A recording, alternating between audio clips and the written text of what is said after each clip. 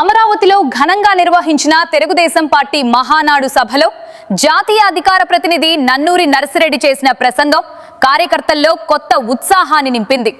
నారా అంటే ప్రజలు, రారా అంటూ పిలుస్తున్న జనమంటూ ఆయన చేసిన వ్యాఖ్యలు సభ ప్రాంగణంలో హర్షధ్వానాలు తెప్పించాయి. తెలుగుదేశం పార్టీ 44 ఏళ్ల ప్రస్థానాన్ని గుర్తు చేసిన ఆయన స్వర్గీయ ఎన్టీఆర్ తెలుగువారి ఆత్మ గౌరవానికి ప్రతీకగా నిలిచారని పేర్కొన్నారు. ప్రజల కోసం రాజకీయాల్లోకి వచ్చి టీడీపీని స్థాపించి దేశ రాజకీయాల్లో కొత్త మార్పుకు శ్రీకారం చుట్టారని అన్నారు.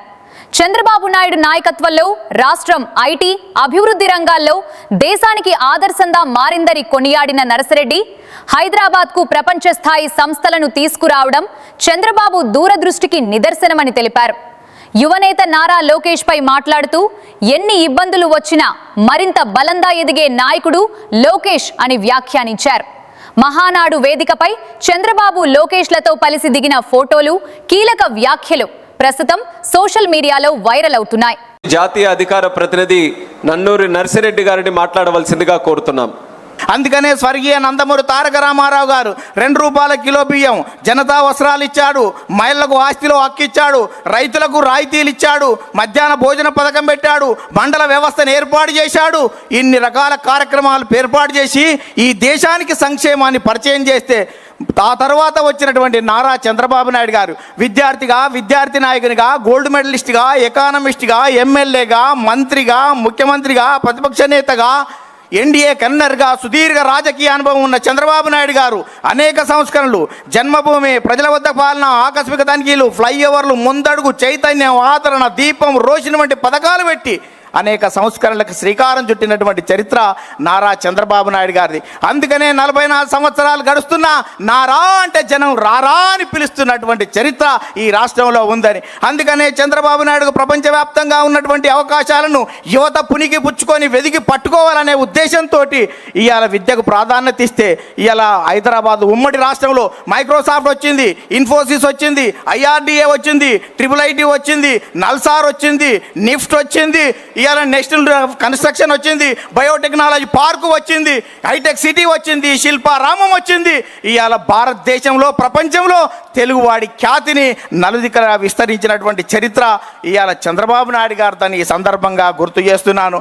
అందుకనే ఈ రాష్ట్రం విడిపోయిన తర్వాత కూడా ఇక్కడికి మనం ఐటీ గురించి ఆలోచిస్తే సార్ ఏఐ గురించి, క్వాంటం గురించి, ఇవాళ డేటా సెంటర్ల గురించి మనకంటే ముందు ఆలోచిస్తున్నటువంటి మీ నాయకత్వంలో ఈ రాష్ట్రం సుభిక్షంగా ఉంటుంది. తెలుగు జాతి కీర్తి కోసం మీరు ఎంత ముందుకెళ్ళినా మేము రావడానికి సిద్ధంగా ఉన్నామని ఈ సందర్భంగా గుర్తు చేస్తూ, యువ నాయకుడు నారా లోకేష్ గాలిపటంలా ఎంత గాలి ఎక్కువ వస్తే గాలిపటం పైకి ఎగిరినట్టు ఇవాళ అనేక రకాలుగా ఇబ్బందులతో ఎదిగినటువంటి నారా లోకేష్ గారి నాయకత్వంలో భవిష్యత్తులో మరింత రాజుదేల్తామని ఈ సందర్భంగా గుర్తు చేస్తూ ఒక చిన్న కథ ఈ రాష్ట్రంలో ఉన్నటువంటి ప్రతిపక్ష పార్టీలకు అందరికీ గుర్తు చేస్తాను.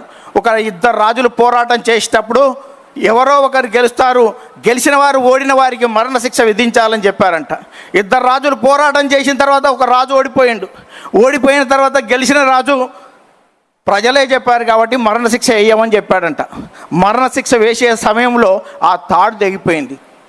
తాడు తెగిపోతే మళ్ళా అతను ఉరిదీసేవాడు రాజుకాడికి వచ్చి, రాజా ఉరిదీసే సమయంలో తాడు తెగిపోయిందంటే వాని పాపాన వాడు పోతాడు, వాని క్షమించురా అన్నాడంట. క్షమించురా అని చెప్తే మళ్ళీ అక్కడికి వెళ్ళాడంట. వెళ్ళి మీ రాజు ఏమన్నాడు అన్నాడంట. ఏమన్నాడు అంటే మా రాజు నిన్ను ఉరిదీయొద్దంటాడు అనుకున్నావు కదా అన్నాడంట. అవును, మీ రాజు నైజం అది కదా, అతను ఉరిదీయనీయడు అంటే, ఓ పిచ్చోడా, మా రాజు అక్కడ లేడు, మా యువరాజు ఉన్నాడు, ఇలా సచ్చే వరకు ఉరిదీయమని చెప్పిండంట. అందుకనే రాష్ట్ర రాజకీయాల నుంచి ఇప్పటి నుంచి మాట్లాడేటువంటి నాయకులు భవిష్యత్తులో తెలుగుదేశ పరిణామాలు ఏ రకంగా ఉంటాయో గుర్తుపెట్టుకోవాలని మీ అందరికీ గుర్తు చేస్తూ ముగిస్తున్నాను. ధన్యవాదాలు.